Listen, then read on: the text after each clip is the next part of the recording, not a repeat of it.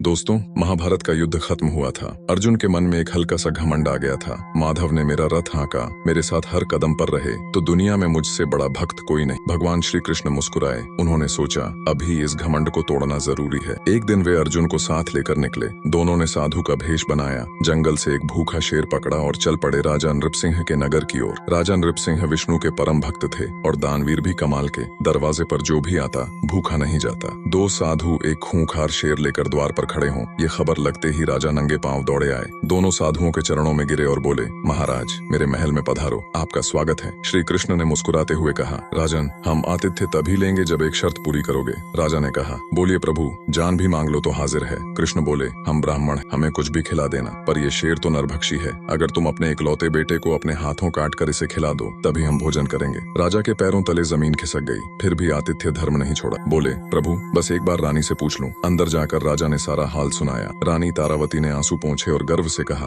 आपकी आन बान पर 100 पुत्र कुर्बान, साधुओं को अभी लेकर आई। अर्जुन ने कृष्ण से धीरे से पूछा, माधव ये क्या तमाशा है? कृष्ण बोले, चुपचाप देखते रहो। राजा ने दोनों साधुओं को महल में बिठाया, 56 भोग परोसा। अर्जुन का निवाला गले से नहीं उतर रहा था। फिर राजा रानी ने खुद आरी उठाई। उनका इकलौता बेटा 4 साल का अनुज माँ बाप को देखकर हंसते हुए आया। बोला, पिताजी आप जो कहोगे वही होगा। उसने उफ तक नहीं की। राजा रानी ने अपने हाथों से बच्चे को 2 टुकड़े किया और शेर के सामने परोस दिया। शेर ने खाना शुरू किया। रानी ने जब आधा शरीर बचा देखा तो एक बूंद आंसू आंख से निकल गया। बस इतना देखकर श्री कृष्ण रुष्ट हो गए। बोले, राजन आधा शरीर बचा कैसे? हमारा आतिथ्य अधूरा रहा, कहकर उठ खड़े हुए। राजा रानी पैरों पर गिर पड़े। प्रभु हमें छोड़कर मत जाइए। अब अर्जुन को सब समझ आ गया। वो खुद कृष्ण के चरणों में गिर पड़ा और रोने लगा। प्रभु मेरा घमंड तोड़ने के लिए आपने भक्त का इतना कठोर इम्तिहान लिया, मुझे माफ कर दो और इनका कल्याण करो। कृष्ण मुस्कुराए। रानी से बोले, अपने बेटे को पुकारो। रानी सोचने लगी, बच्चा तो मर चुका,